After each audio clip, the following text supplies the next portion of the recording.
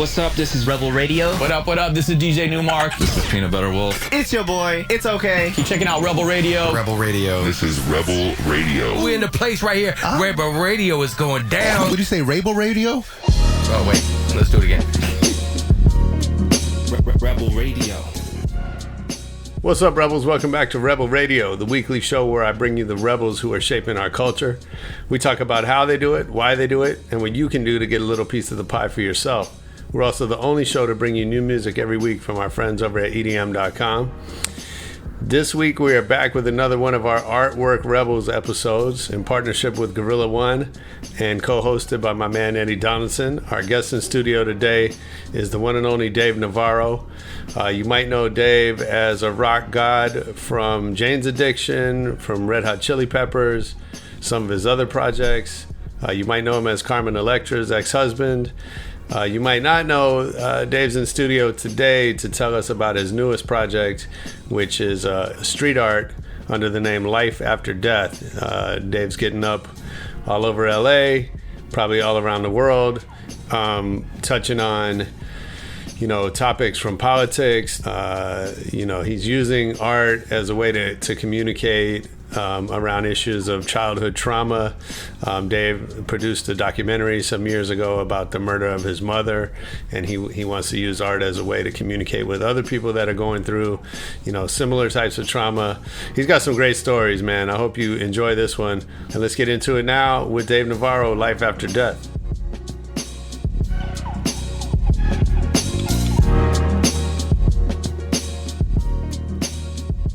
Dude, thanks for doing this. Eddie? Yes, sir. Always good to see you. You as well. We've been doing, this is maybe our 10th interview together. Maybe. I just saw Dennis Morris across the street having coffee. Good. He said, what's up? Hi, Dennis. You know Dennis Morris? I don't. Punk rock photographer from back in the day. Shot the Pistols and Yeah, Bob Marley. He was Bob Marley's personal photographer and then Sex When Pistols. photography was photography. Yeah, you had to actually have a camera. Film, Right. f-stops, Not just a guy with a dark phone. rooms. Yeah, it's awesome. Crazy, right? I have some really old classic Jim Marshall photos of, Oh, yeah? of Jimi Hendrix and Janis Joplin, and there's just that texture, that unreproducible quality within the film, and the depths and the blacks and the contrast that they captured in those black and white stills from that time especially. Yeah, haunting. different. And also don't forget that was before the time when everybody was just arm in arm looking into a lens because it was a camera phone. Of course. So these were like real moments captured in a medium that is really not widely used. So Well, they're extra special. I think back then it was like, I don't know if you guys had this in the band, but, there was one person that they gave access to that they would allow to hang out backstage and be on the bus and be part of the band taking pictures. And that was Dennis, right? And that was, intentionally taken on the road to document special moments. We had a few of those. We didn't have a lot of those because when we were on the road, it wasn't really something we wanted to document. Right. We later in 1997 did a documentary, which was far worse than everything we tried to not document before. Of course. But fuck it. At that point, everybody knew anything. Too late. And but yeah, we'd have a couple photographers taking some still images, like back in the early days, late 80s, early 90s, and those are the photos that to me are iconic. And that are just moments captured. Sure. And, I fear for the coffee table books of the future because they're all going to be shot on iPhones. Yeah, no doubt. Yeah, and I just think everything's captured. Yeah. Right? And there was that, being a rock star had a mystery to it. Yeah, no, that's gone. That's gone, right? Yeah. Yeah, but that's okay. That's okay. Evolution. That's how it works. That's evolution. I've made my peace with it. I'm lucky enough to have had an opportunity to work in the music business when it worked the way it did work. Yeah. Which was you put out your music, you have your website. That's pretty much all the access to the band anybody had. Maybe there was a web page or a blog or something. Yeah. And that was it. I joined Kiss Army. You know what I mean? I really did join Kiss Army so I could get my newsletter. Nice. Shit like that. Yeah, sure. It's like you felt mailed like to me. You felt like you were part of a club as opposed to all this stuff Right. fucking being slammed at you everywhere, ads everywhere. You know, iTunes didn't look like it does now with like, you know, latest releases and blam and Kendrick Lamar. You were just like, fuck, man, I don't know how to find anything, you know? And so it forces you to go back into the underground, which is kind of cool in this day and age because there's so much amazing music out there. None of it gets any publicity. None of it gets any exposure unless you're deeply connected to the roots. And so that's always been Jane's Addiction's philosophy. That's what we came from, that we came from the streets. We lived a hard time on the streets, you know, like hardcore street junkies, and fucking just like scratched our way up through the hair glam metal scene as not being that. You know, and that took a lot of hard work and fucking rolling around in vans full of dudes that you're not getting along with for 6 months at a time. You know, and it's fucking hard ass work, but it's like, I bet. You know, that's that street grind. You know, that first time I saw James was at Scream. Oh yeah, those were the best. And I was spitting on Steve Perkins because I was a punk. You know, I was a punk, like in my fucking DMs, and I was like looking for any trouble. Had never heard the band, seen Perry, and he looked fucking weirder than weird could be. And I was spitting on Perkins, and after we became friends, I'm like, dude, do you remember getting spit on like 10 times at Scream? And he was like, no, not really, because he's, you know, and I'm like, that was me. I'm really sorry. Why did you choose to spend on him in particular? I don't know, because he was sitting still. It's probably the closest. You know, man, he couldn't get away. Easy target. You know, I mean, that's what we did. Like, I wasn't the only one probably that was the vibe there. It wasn't. I was waiting for TSOL to play. Actually. Well, no, it's actually, you know, back in those days, it was really exciting because you didn't know what was going to happen. I mean, and a lot of our early shows were reminiscent of like some of those early New York street gatherings. Hell yeah. Where it was like, we had to find a venue and pay for it ourselves and curate the bands and whatever else is going to happen back in the 80s, because there was nothing like that. And we were doing transsexual dance reviews and motorcycle shows and laser shows in this abandoned warehouse downtown because nobody would hire our band. You know what I mean? And like that's where we got our following. That's where we got our message across. That's where people started talking to other people and things came like that. I know we live in a different climate now, but I'm just saying that I'm pretty stoked that I had that time musically in that underground and trying to just, you know, scratch by. In the meantime, fighting drug addiction and living in trailers and trying to make it to the gig on time and like, you know, just hoping everything's going to work out. And I think that's part of the fear and the anxiety and the rush that I've missed a long time and that I'm finding now in working out on the street. Oh, cool. Artistically, you know what I mean? So I have like a connection there just to that streets and like not wanting to get caught, you know, that just kind of adrenaline feeling. Like, you know, I used to go downtown and cop like balloons of dope out of like somebody's mouth and be told, it's really hot, get out of here, get out of here. And you run home and it's coffee. And you're like, fuck, and you gotta scrape together money and go back down, hope you don't get caught again, you know what I mean? And it's similar to rushing downtown with some kind of piece that you've been working on for a long time and have that much window before you're gonna get taken down, you know what I mean? So it's reminiscent, but it's also sharing a positive message. So it's like, it's the same symptom and it's the same execution, but with a positive message. You know what I mean? That's not destruction, and it's not destroying me, and it's not destroying anybody else, but there's a thought behind it. So whatever artistic, emotional stuff I was trying to repress with drug addiction, and that being, you know, semi-lifted, you know, I'm able to put those feelings into something artistic, and I consider myself more of a conveyor of ideas than an artist, because, you know, I can think up something and I can cut it out and I can make it look pretty good, and that's, but the idea is what I'm trying to get across, you know what I mean? And it's been a fucking blast, and dudes like Eddie and Thrashbird and Unfuck Yourself and Teacher and Dirt Cobain and Meg Zaney and like this fucking so many people out there, Wordsmith, have all been just so fucking cool and like, you know, just really embracing my message and like, you know, giving me a fucking platform, a real platform, and just like being supportive more than anything.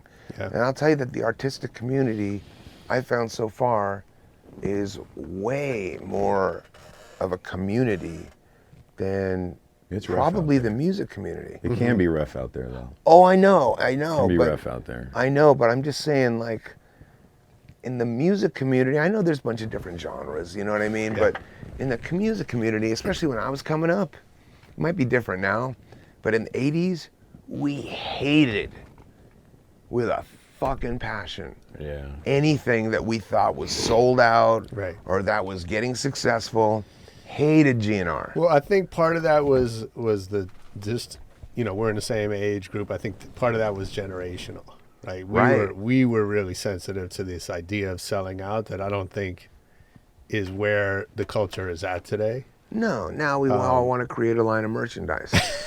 Yeah, and it's cool. Which is, hey man, if you make something and make a fucking dollar doing something you love, I fucking got nothing bad to say about you, man. Right. Victory goes to the man who puts himself in the arena, and have the balls to step into the arena alone is what is required. For sure. So whatever anybody does and they fucking hit it and they hit it big, good for them. Yeah. They're paving a way for the rest of us. You know what? I always say that about Brainwash. Sorry, Josh. I always say that about Brainwash, like, because Brainwash is one of those tricky characters when it comes to like the real deal or sellout or whatever. Yeah, super commercial. And he came at a very pivotal point in art for us, for me, from graffiti, been doing this 20 plus years.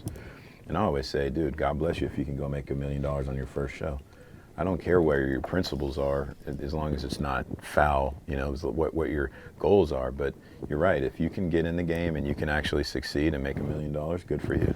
Listen, I don't know the guy, and I don't know his work all that well. Obviously, I can recognize it, and I'm not really particularly interested because I see it as being, you know, I work in appropriations. I'll take a figure and I'll make it my own and do the stuff.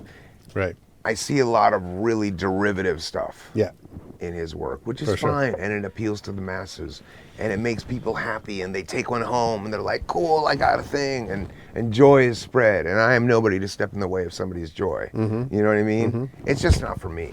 So, you know what I mean? But I respect what he's doing. You know what I'm saying? Like, at the end of the day, if we're supporting one another, like I've been supported, it's just like, we're the voices of today's generation. We're the voices that are going to fix what's wrong with America. We're the voices that are going to say, here's what's wrong and here's what we need to do to fix it. Because division is where we are. And the voices of the street are the voices that are going to say, here's where we really are and here's what we really want to do. And if you look back at any of those Nixon demonstrations and you look at the picket signs they're holding, it's a time capsule. And this Trump administration era is going to be studied, which is why I'm curating my house. With all the voices of the street inside my house. I want the building to stand forever, be a kid's school down the line, you know, and just have this archived time capsule. So what are you doing in your house?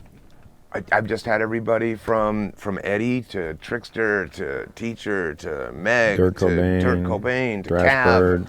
Fucking come and you know, hit it up. Oh, Trickster cool. did a dope Al ass Diaz burner. came over, like fucking the whole thing is gonna go. Nice. I've got a lot of walls dedicated to people already, so That's like awesome. we're just gonna go for it and make it stand. Nice. You know what I mean? And make it like a time capsule. If you had a chance to go back into a building during the Nixon administration and see what was going artistically on the streets, what was happening, or the voices of the actual people, I would go check that out. Yeah. You know what I mean? We're in something that's bigger than that administration. Yeah. In 40 years from now, people are gonna go, fucking back. Trump era. Dude, there's Robbie Canal at Dave's house, like fucking, you know, that's what he was talking about. He's got a big picture of Melania and it says Me Too over it with a question mark. You like, have that at your house? Oh yeah. I didn't know that. Yeah, and I have the original Reagan. I have the original Reagan. Oh, the Reagan one? The Reagan one was the first piece of street art that got me interested in street art. Nice. Because my background is advertising.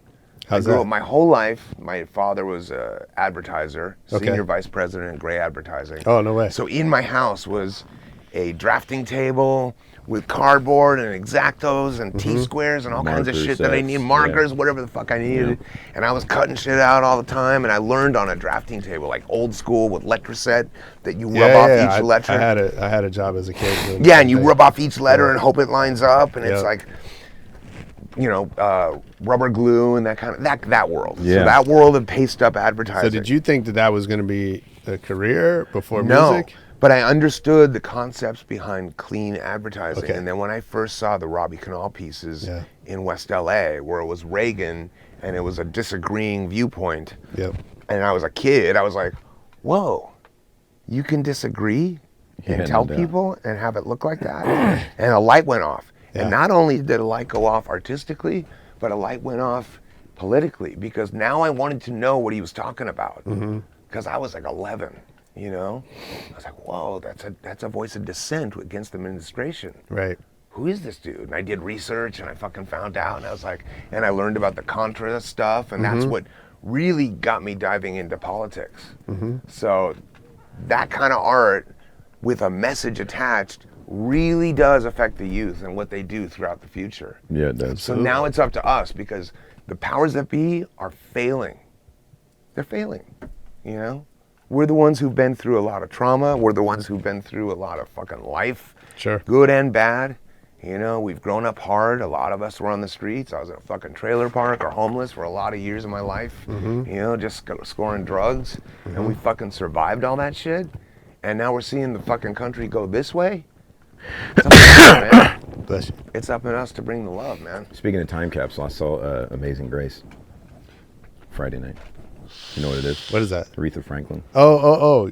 Yeah, no, I haven't in the seen it. chapel. I hit you from Yeah. the show. You He need was to go pretty see it. fucking moved by that. I was crying for like 15 minutes. But it Nice. is a time capsule. It literally Yeah, is sure. start to finish 2 nights with her pops and Mick Jagger's there. And it's like it's a time capsule, but it definitely made me think about where we are now and how people are going to look at what we're going through. How we look at totally. it like getting up in the morning and wow, life is fucked and this sucks, but like this generation, this time period is going to be a time period that's looked at for the rest of history probably. Well, like, as here, think being about pretty- this. Think about this. If the left gets it together, which I'm hoping they do. Okay. What do you mean, how so? No, let's talk about that, but go ahead. Well, right now I think that it's too broad Yeah. a field. So Yes. once it narrows down to the nominee, we'll see. But I think some people are way too extremely left for a lot of moderates. Right. And I think a lot of people are afraid of the word socialism. They don't understand that it's healthcare related, and you know, it's in specific areas. They just think Education, it's a social healthcare, society. Yeah. right. Yeah. Okay, and the taxes they don't like, and all that stuff, and I understand. Of course. You know, and the extreme right wants insanity. Yeah. So nobody's really making sense, but on the extreme right, you have a base that likes this guy. On the extreme left, you have a lot of people that like Beto O'Rourke. You know, they like, you know, the fucking outsider fringe people. Right. Then you have some people that are digging the Starbucks guy because he's independent.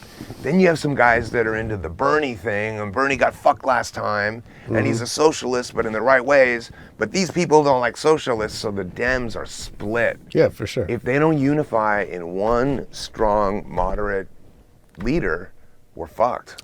Yeah, I understand that. I'm. It's hard for me to see how that's going to happen. It's hard for me to do too. And I think that, you know, we're in this era of very just reactionary politics, right? That whatever you stand for, I just want the opposite because it's you. It's convenient outrage. Yeah. It's convenient outrage. For It's sure. pack mentality outrage. What's going on is outrage. What can I be mad at now? Who Right. can I be mad at now? What group can I be mad at now? Yeah. You know what I mean? And For it's sure. pack mentality. And the fact is, we are a pack. Human beings are a pack. Made of the same stardust, out of each other, out of fucking every table, every cup, every fucking thing. We're all made out of the same goddamn thing. You know what I mean? Let's like find some unity here. Okay? So we're not gonna all get what we want. That's what life is. But let's fucking have a peaceful talk. And so I think it's up to us to set the record straight. Say, here's what's really going on. Here's what really matters to Americans. And some fucked up picture of Trump, okay, we all get it. We don't like him. Or a lot of people don't like him. But Right. let's like have solutions. Yeah. You know what I mean? Like, okay, it's clear that things are going wrong. What can we do? And my small contribution to that is to take care of our kids, man. You know? You fuck them up then, they're going to find their own comfort zone later. And that comfort zone may not be the best for them. Sure. Okay, we've solved that. Yeah, no doubt. Anything else? Well, we're done. Are you serious? No. No. Did I yap too much? Definitely not. That was one question. That was our intro. All right, cool. Go back to something you said at the beginning. You're talking about you know, when you're first coming up, and you know, you guys were the anti Guns N' Roses, for lack of a better way to say it, right? Yeah. And so, what was the turning point? Of which? Well, so what I'm saying is, like, there's this mainstream thing happening, and then you guys were part of this generation that was just not that, right? And we're going to be basically what happened is Nirvana came along and knocked us both out of the playing field for quite a few years. That's exactly what happened. Okay. And they were kings, man. They were like, you know, although there was an alternative movement and a grunge movement happening, the next Lollapalooza year, Nirvana hit big. They dropped Smells Like Teen Spirit. No fucking crazy guitar solos, no big choruses, massive choruses, but no, you know what I mean? They were pop songs, if you really break it down, verse, chorus, you know, quiet, loud, here we go, we know how the song goes. But the notes and the choices and the chords that he chose were so fucking melancholy to everybody that they resonated immediately, let alone the lyrical content. So this was like real fucking raw passion and honesty that nobody had heard before. Yeah. That wasn't as poetic as we're used to hearing it. It's more straight in your face.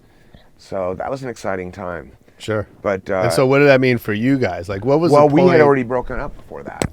Oh, wow. Yeah, so the end of 91 Lollapalooza was over. Okay. So then that was done, and then Soundgardens and Pearl Jams and Nirvana's kind of took the reins from there. Rage Against the Machine, you know, so those are all guys that we grew up with. And, there's a couple of bands that were bummed that didn't make it. Fishbone, I think, is one of the bands. Should have easily been one of the top greatest bands of all time. X, I still can't believe, is not in the Hall of Fame. So I petition every year. Is that right? Yeah. Nice. I just think it's silly. Yeah. You know, I've been looking at your body of work, and you have you know, multiple bands, you know, solo album, documentary. You wrote a book with Neil Strauss. You have like multiple TV shows. You stay busy. Yeah. Is there I mean, it's interesting because we were talking earlier about the access that we all have now to everyone. Yeah. But you seem like, if I look at all that, you know, you seem to be driven to kind of put yourself out there. It's a tough one, man. It's a tough one because, and I'm struggling with that right now because there's part of me that wants to just like disappear. Yeah. You know what I mean? Like, I'm tired of being on camera. I'm tired of being on stage. There's part of me that has that. But now, with the artistic outlet, I don't have to be on stage and nobody has to be looking at me. I can be held up in my garage for 3 days if I want to be. And still be seen. Yeah. And still be seen later. I just don't have to be there. And it's impermanent, like a rock show. You know what I mean? So, like, to me, you know, fine art is the canvas and live performance is the street, you know? Right. And you have a finite amount of time that you can do it. It's a little bit like hopping drugs. So you get the rush that you get being on stage, and you just fucking throw it up and just fucking wing it. And I'm very, very pro day drops, day bombing. Yeah, so am I. I was telling Thrash on it. that. I love doing daytime. It's more exciting. It's more exciting and nobody gives a fuck. I got screamed at doing a stencil on Beverly 2 days ago. They're like, "Thank you, get out of here." And I'm just like, I ran, but the guy I was with kind of stood there like, "What?" And I'm like, "No, dude, let's go." Thank you, get out of here is Like, nothing. I'm I got 50. stopped. Oh, here's a good one. So there's a closed CVS on Sunset and La Brea or Highland. One of those. Anyway, it's further down Sunset. And I put a massive skull on this closed CVS with overkill. It was like an anti-pharma, you know, statement, like, you know, drugs are gonna kill you, and this place is all about drugs, stringing you out and killing you. Really, this whole building is about stringing you out and killing you. Sure. It's too much, right? And the other thing is that the people who need medication, who are dying from cancer, can't afford to get it. Right. But any 18-year-old kid can have it in 20 minutes he picks up his cell phone. Something's fucking wrong with Big Pharma, man. You don't think they're making a profit off the street drugs? Of course they are. So that's why I made that stencil, and I wrote that overkill thing on the CVS. That was kind of the messaging behind it. And I got stopped, pulled up on, lights flashing, the fucking loudspeaker, the whole thing. Hey, what are you doing? The light is aiming at me. Cop stops me and says, hey man, you're vandalizing. And I said, oh dude, I'm sorry, this place looked closed and I thought they were gonna tear it down. I played dumb, I don't know, sorry, but don't mean to disrespect anything. Yeah. He's all right, well get out of here. And I walk back to the car and I go, officer, let me ask you one favor. I just have one more line I gotta do. What did he say? Just one more. And he goes, do the line, get out of here. No way. I was That's like, awesome. fucking what a rad guy. Oh my God. It was rad. That's hilarious. Do the line, get out of here. And then he That's did hilarious. like 10 more lines. See, But that still, wasn't, we weren't getting all that No, back no, in the I'm day. sure. You know what I mean? It wasn't I'm sure. one more line. They were out of the car handcuffing us before fucking you could know it. Yeah, I bet. Yeah, well, this guy didn't recognize me, Right. which is great because I think a lot of them would love to take me down. Yeah. Or maybe they're fans, or like, maybe, it's a flip of the Yeah, coin, right? but it's like a big bust. You know what I mean? Oh yeah, sure. Officer Yeah. so-and-so, takedowns, whatever. Right. And so, like, that's a whole nother thing. Like, I tried to keep the life after death thing, like, under wraps a little bit, Yeah. because I'm not trying to make money selling art. I'm not, like, it's not some new business for me. It's just something I care about. And Yeah. that's why I work with so many people, because I absorb information and techniques like a sponge. But, Yeah. So you're a collaborator. oh, And yeah. I think I read something you said after you made your solo album that being like doing it that way is not for you. No, I loved making the solo record. What I didn't like doing was touring it. Yeah. Yeah, I don't like being the lead singer. Yeah. Sure. Again, that falls in line with my wanting to hide a Right. little bit behind a visual piece. Yeah. Because I tried it. Lead singing is a fucking whole nother brain. And like, I bet. those guys deal with more mindfuckness than anybody else in the planet. You know Sure. what I mean? They got to carry the show. They got to lead the show. I have so much more respect for Perry after doing it on my own. I'm like, this guy's fucking the shit. I should never do this again. Although I like making the records on my own. But, Okay. So do you approach collaboration in art the same as you did in music? I'm more likely to do a canvas if it's a collaborator. Okay. Because where I'm at, I like things temporary. You know what I mean? But if it's, okay, so I did a collaboration with Al Diaz in New York on a wheat paste Yeah. based on the old missing milk bottles with the kids' faces. And I removed the face and I filled it in with my own words, what I felt society's missing. And I put it up and I asked Al if he'd do one. And he said, yeah, and he did a killer one with little letters that are pieces of subway signs and just like a graphically cool ransom note looking thing. And it was so cool that we made a series of prints. And, it got to a point where it's like, if I promote that on Life After Death, I'm not really helping him out much. Right. You know what I mean? But Right. if I promote it on my Dave Navarro account, there's going to be more traffic. So Sure. I tend to post collabs on that because I think it'll drive traffic to other artists that I want people to know about. But for the most part, I just keep street work on the street piece because that's really what I do, Right. you know? What about the actual collaboration process? I mean, when you get up on, when you're playing with a band, right? You have a specific role, Yeah. right? You're playing the guitar, and like those roles are pretty well defined. Yeah. Maybe less in the writing process, but Yeah, but I mean, even with writing processes, those songs change when Right. the other guys get a hold of them and go, whoa, that's great. What about this? sure. So, but like for a piece like the Nipsey Hussle piece that Strasberg and I did, like that's all hands on deck Yeah, no on doubt. every fucking thing. Did you see that one? Yeah. Yeah, that's just got to be like, awesome. you're up there and you just, whatever you can do, you can do. I mean, there's fucking hardcore planning that goes into that. Yeah, You know I what I bet. mean? I And bet. that particular board, there's no walkway, so we had to go up and over the top and hang down and pace that thing down, which was, you know, my first experience, like with a dude holding me around the waist so I don't fall to my death. Yeah, Sure. Yeah. You know what I mean? But that was part of the thrill. That's cool. Yeah, and I'm not doing that, by the way. I'm just letting you know. Like, Yeah, you but will I'm not just catch saying, me like- up on a billboard, weed pacing anything, nothing. Sure. Like, I don't even want to go watch you and be the lookout guy for that kind of shit. Well, you could, you know, call 911. I'm just saying. But there's a, you know, on a thing like that, we had it mapped out. Yeah. And then when it came to the execution and you're up there, and don't forget, you got to bring everything with you. Right. The pace, the buckets, the fucking, you know, everything. Yeah. And that was a fucking gnarly climb. So once we were up there, it's like, grab that. And you have to read each other's minds.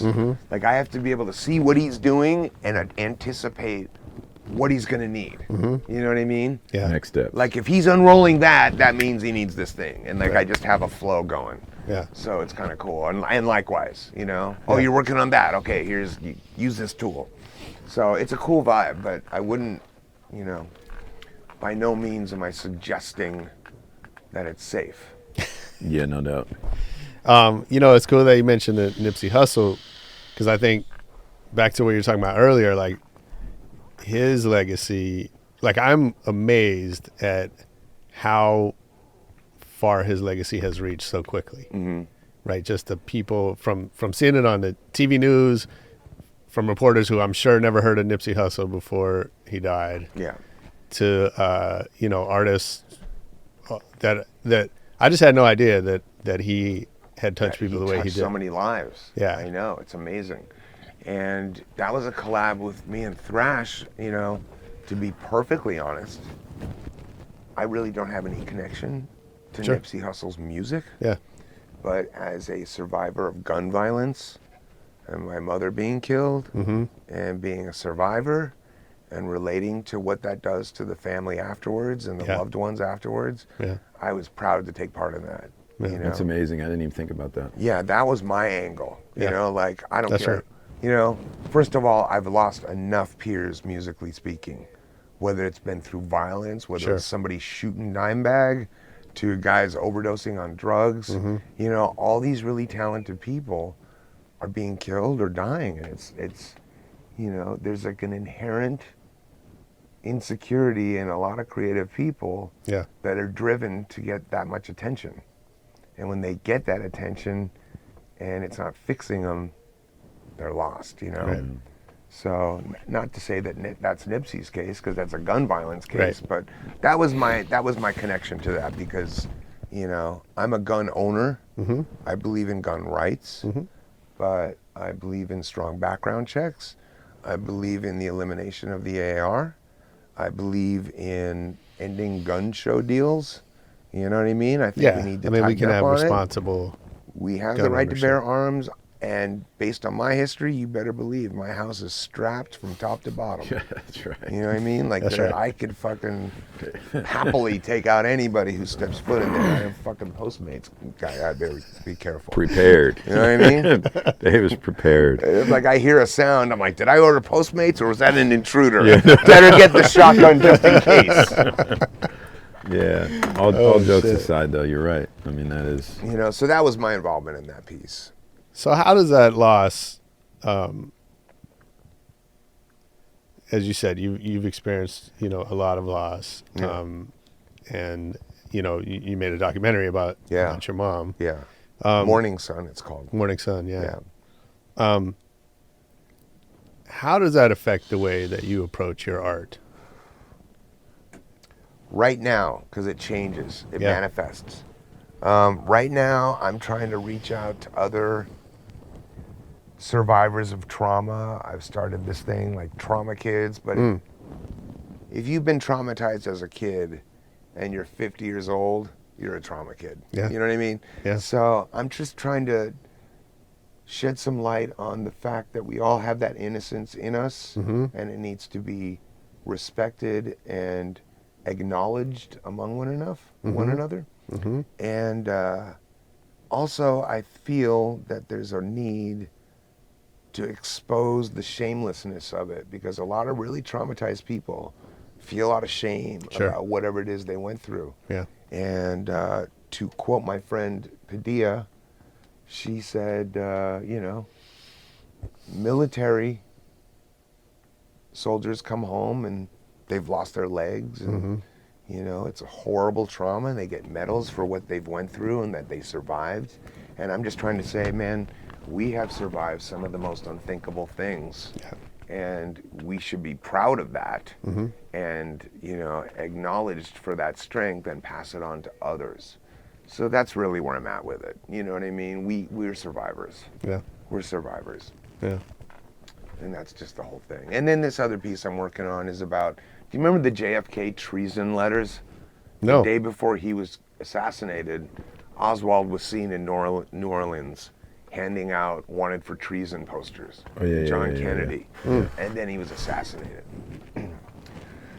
So I'm working on a piece of hope that's very sad, that's loosely based on those treasonous flyers for Kennedy and his assassination, right? And liken it to the Trump administration where we want him for treason and say, look, in 1963, we were way worse off. And we made it. Sure. And we got 2 years left to go. We're gonna fucking make it. This guy's a saint and he was wanted for treason. This is the guy to take down. You know what I mean? I mean, he wasn't a saint to his wife. No, I know what you mean by comparison. Politically speaking. Yeah, for sure. I don't know. I have a theory that we're, you talk about trauma, and I think as a country, that era, like we're still traumatized by that era, by JFK, by Martin Luther King, by the Vietnam War, by Watergate. 9/11. 9/11 for sure. But even back, 50 years. Oh, yeah. That those things happened. A bunch of terrible shit happened in a really pretty short time, as far as history concerned. And I don't think we've recovered from that. No. I mean, we've had a lot of wonderful things. I was there in Berlin when the wall came down. Yeah. I got a piece of the wall. I saw that shit happen, I've seen the Pope speak at the Vatican. I've been to the North Pole. I mean, it's a beautiful place that we live in. You know what I mean? Some of the museums and the art that I've seen around the world just makes me know this is the place I want to stay in. Yeah. If you ever spend any time in Vienna and see any of the secessionists, see Kokoschka, go see Sheila, go see fucking Klimt up in person, and then go see an opera or some kind of fucking symphony where that's the birthplace of Mahler and fucking Mozart. You know what I mean? Like that's, if you see that, it's hard to also have to embrace the rest of it in order to experience that, because that's the contrast that allows that to be beautiful. So, you talk about stuff like that and obviously really dark times and dark thoughts as well. It seems to me that pluralism is so hard for humans, right? How to expand on that? That we need shit to be either good or bad. We need people to be good or bad. We need... It's not even that. It's worse than that, I have to tell you.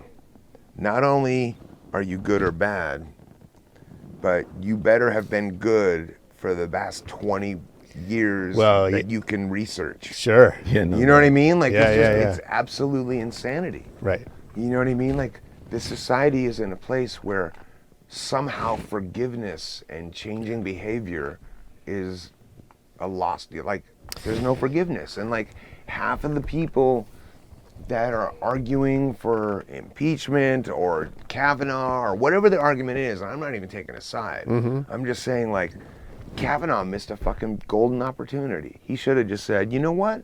I was fucking 17 years old at an underage, unsupervised drinking party. I may have been out of line. I'm truly sorry for anything I may have caused you. And an honest motherfucker standing there, I think he would have either gone down as a hero or he would have gotten fucking the votes, like the seat. And yeah, but I heard you say that on your radio show, and I think that's I get it. It's a pipe dream. I think it's a misunderstanding of who he is and who that kind of person is. Yeah. Right. That kind of person is like, there is no way that I need to apologize to you for anything. That's Like, the what kind of person he is. That's exactly. what I'm saying. Like, I could run over your cat with a car. Right. I'm saying and, if he and had not just, say sorry. if he had somebody out there had a little fucking strip of humility For sure. and human dignity and admitted to their wrongs, Yeah. past discretions fucking as a kid, Mm-hmm. yeah, these are the things I learned from that has changed me as a human being to give me the proper perspective to sit on a judge. He could have sold fucking 2/3 of the country on that shit. Right. You know what I mean? But he had to fucking deny. Public enemy number one, man. Forgiveness is available. Right. But you have to be transparent. But I think these are really tough concepts for us to process as humans, right? I think, we're and so you're talking about something that's very that's rampant in society right now. Right, but all I'm saying is like when the Clinton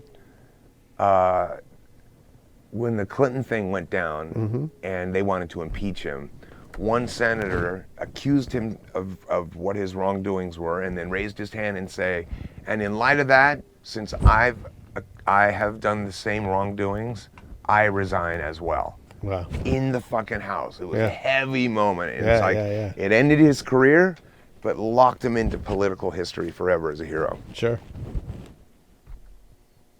That's what I think these guys should be doing, but who am I? The good news is I don't need to be vetted for when I run for office. I wouldn't pass the test.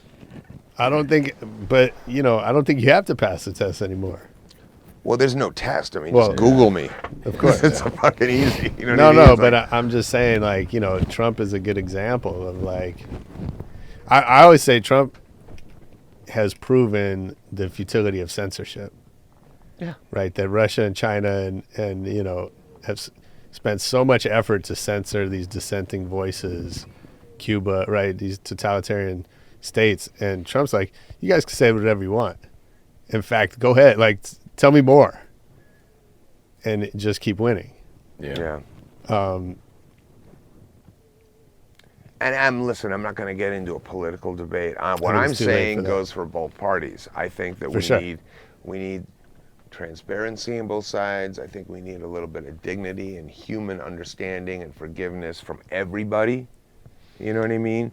This country was built on the fact that we're allowed to disagree. Right. Thousands and thousands of soldiers die every year so we can disagree. Yeah. Let's honor them by allowing ourselves to disagree and say, well, all right, you fucking voted that way, I voted this way, what do you want for lunch? Mm-hmm.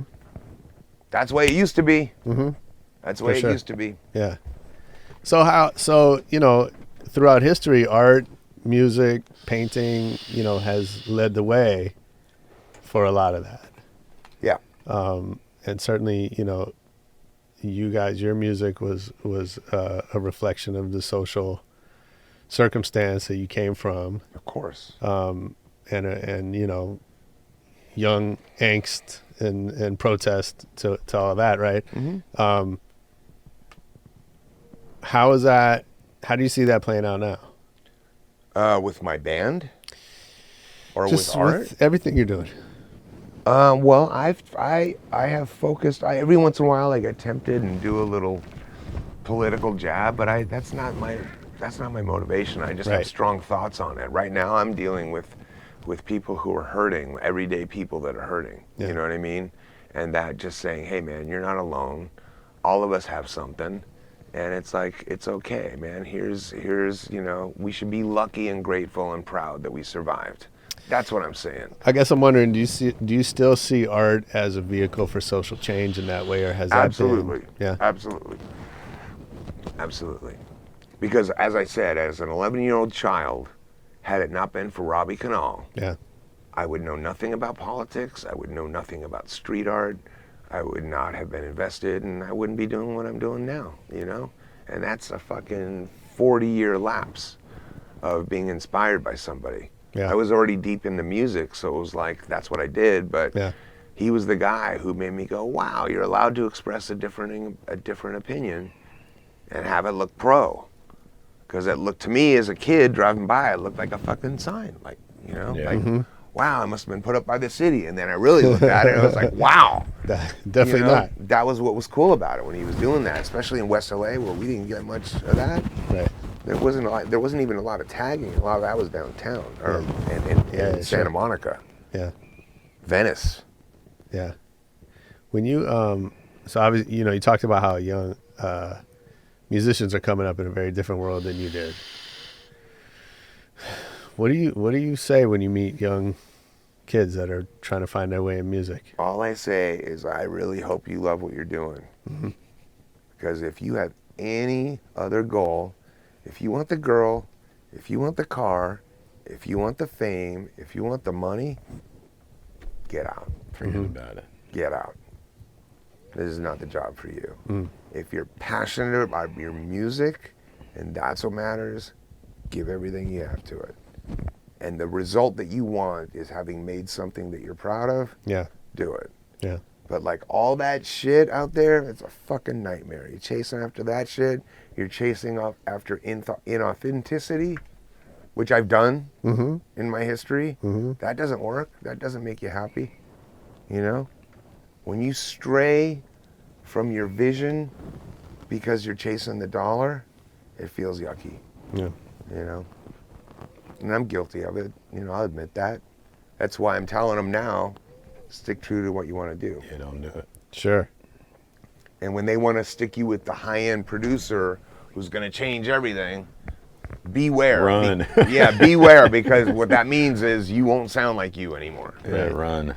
Unless you have a super firm deal of producing with that producer. Sure. I mean, that seems like such a tight rope to walk. And then as far as the business model of today's music, I don't get it at all. I don't understand it. It's like 360 deals where it's like you make a deal with someone and they make your record and they get your tickets and they get your merch everything. And they pay you a certain amount. Like, no, I don't like that.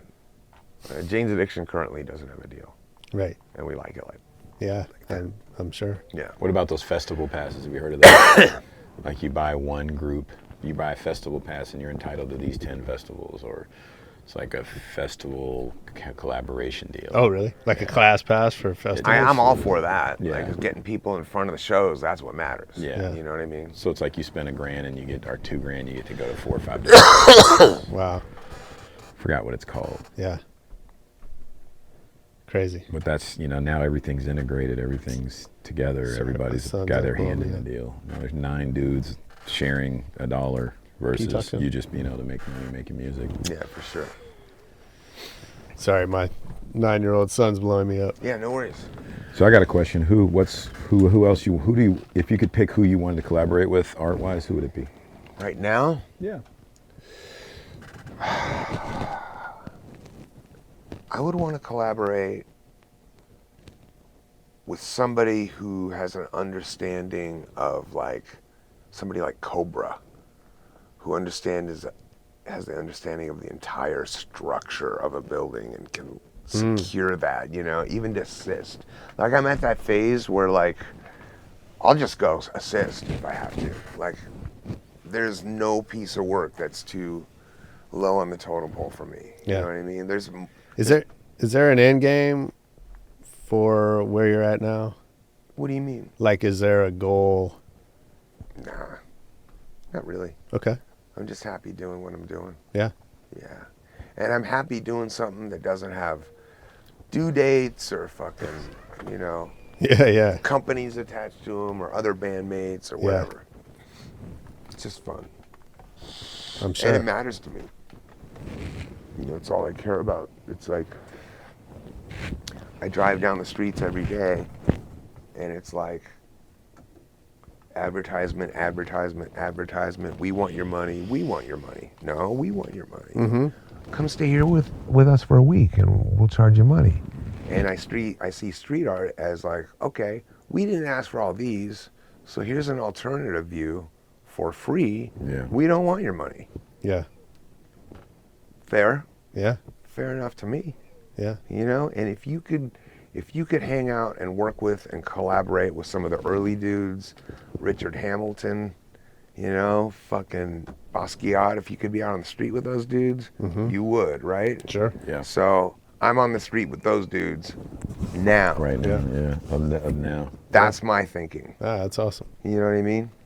Because why pass up an opportunity to watch genius happen or watch it evolve or even watch mistakes being made into beautiful accidents that work and actually finish the piece in a way you hadn't intended. You know, and especially in the chaos of cars going by and people walking by and cops and, you know, it's a rush, man.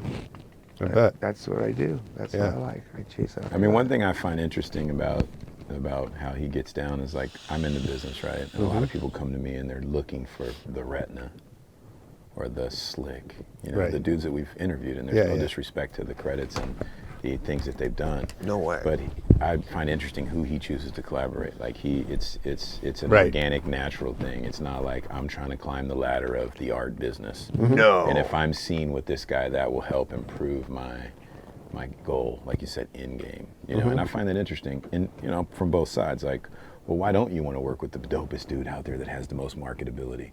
But I know more after listening to kind of his whole deal. It's like but I've always found it interesting. Yeah, you know? my thing about it is that, like, as a musician, I've learned over the past 35 years that the more people I play with, and I have a cover band, Royal Machines, where it's just all different people playing different songs. Right. I was in the Chili Peppers, I was in Jane's, I have a whole nother band, the Panic Channel. So the more people I play with, and I've guested on weird shit like Mariah Carey, Christina Aguilera, like shit out of my comfort zone. But the more people I collaborate with, the more I learn and remain teachable. And I'll be with a guitar player and I'll go, yo, dude, how did you do that? And they'll go, oh, it was like this. And I'm like, fucking rad. And I may take from that, I may not, but I know that technique now. And the same thing with working with other artists that are better than me. I just sit there and study them. You know what I mean? It's like, so it's an honor for me to work with them. Yeah. You know, I got a chance to work with Teacher on a Kennedy canvas that he had, and I put a little saluting John in the corner. And just that day alone, working with him and just his process versus my process, and there were things I was doing that he hadn't done, and there were things he'd done that I hadn't done, and we were just kind of going, whoa, that's cool. And like, that's the excitement of the creative process and of the collab, is that we're picking up shit, you know, and I think it's important to remain teachable at all times. Do you think that's influencing your approach to music? Right now I'm taking a long break from music, to be honest with you. I have a cover band that I work with once in a while. Perry Farrell is doing his own thing called Kind Heaven, which he's really into. In Vegas. Unfortunately, not unfortunately, but I get locked away in New York 6 months a year, so it's hard for me to tour. But there's a massive art scene in New York, so I've got my friends that I'm dialed in with there, so I can keep that going out there. But I do a show, so really, if I'm not doing the show, this is all I'm doing, you know. Yeah. And it's kind of like my meditation. It's kind of like, you know, I'm a stencil cutter, so like, I'll print out the most elaborate thing I can come up with and go, what the fuck am I gonna do, and figure it out. Right.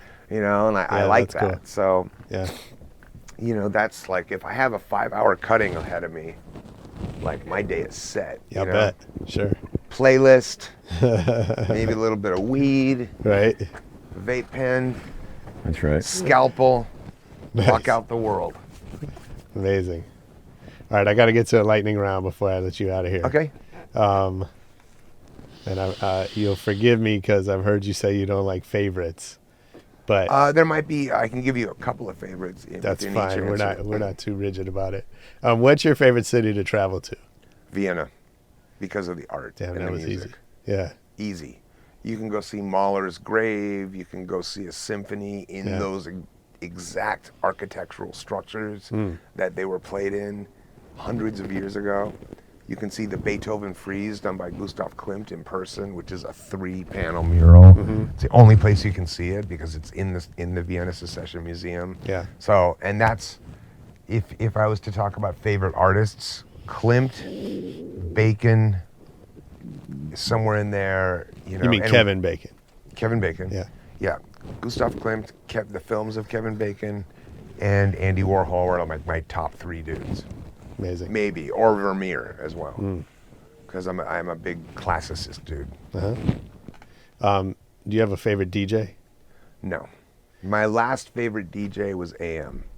And my favorite DJ to work with is DJ Scribble. Oh, yeah.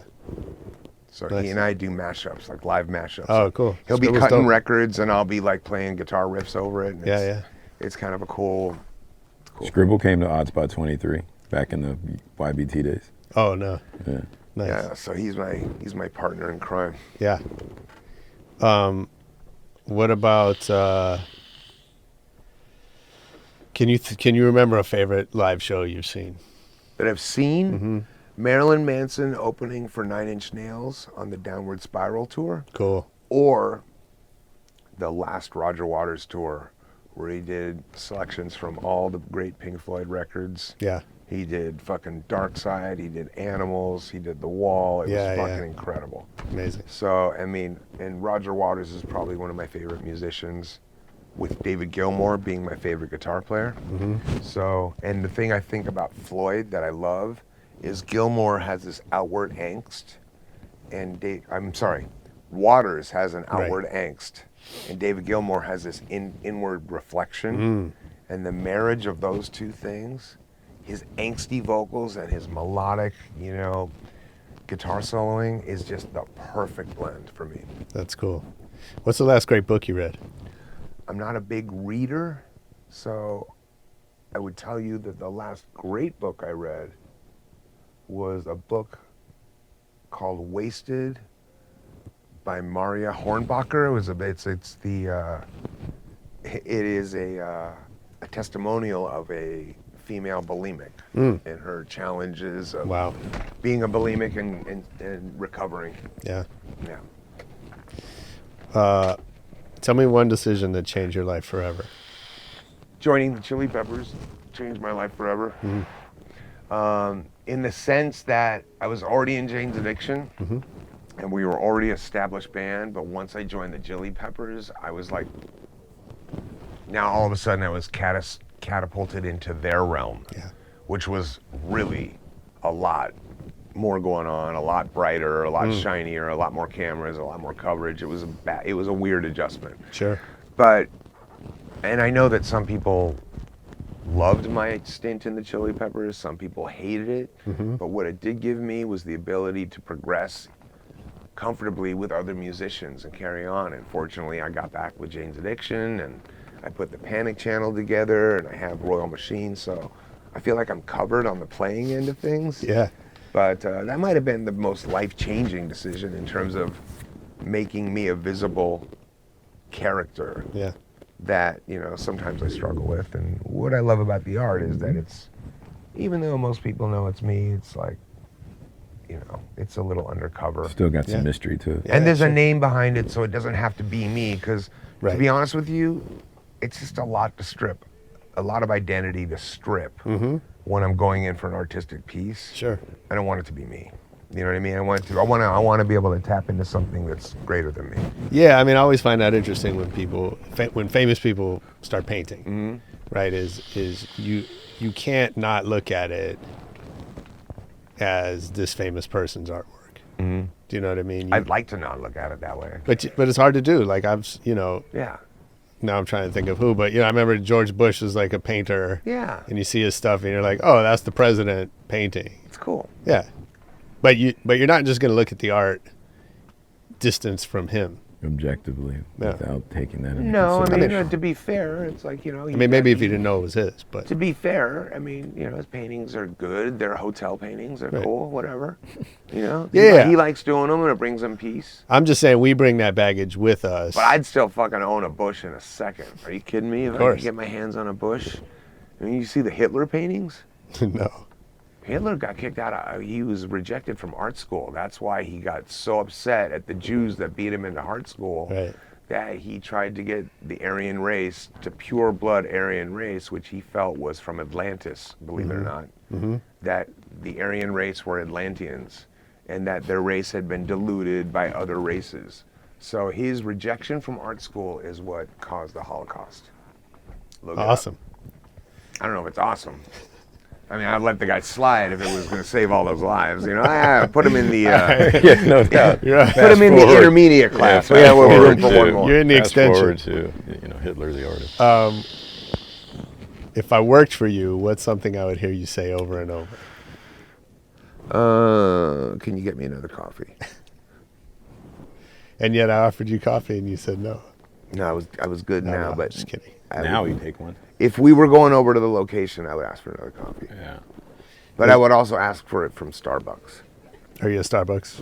I am, because I travel the world for a living. Yeah. And it's the only it's consistent. consistent thing that I can get in Tokyo. Yeah. Anywhere. I can get in Europe. I can get in any state, and it's the fucking same. See, I'm the opposite. I want to go roll the dice on some shit I never heard of. Yeah, you're like experiential guy. Yeah. No, I want Exactly. my fucking shit the way I want it. I get it. You There's know, something 'cause to some that. of them make me like jittery. I Yeah, know no what I doubt. want. I like the dude with elaborate facial hair who's like cares way too much about this coffee making my shit. There's like he's got like a PhD. Oh yeah, he's not a barista. He's a mixologist. Yeah. I like that. And, Yeah. then half the time it's like bitter. It tastes like shit. It's a And I'm like, boutique-y you place with nailed it. like waxed mustaches and shit. Yeah, Yeah. I got you. That's like Brooklyn, baby. Yeah, that's exactly That's right. exactly where you need to go for That's that exactly shit. right. Yeah. Dave, thank you for doing this. It was a pleasure, man. Eddie. Thank you guys for having me. I hope we touched on what you wanted to touch on. I don't know, but it was great. As you've seen, I'm not one to hold back words. So if you want to hit another question, I've got time for it. Or if you're good, you're good. I don't, but I do. But that brings up a question. Sure. Is there something that's off limits?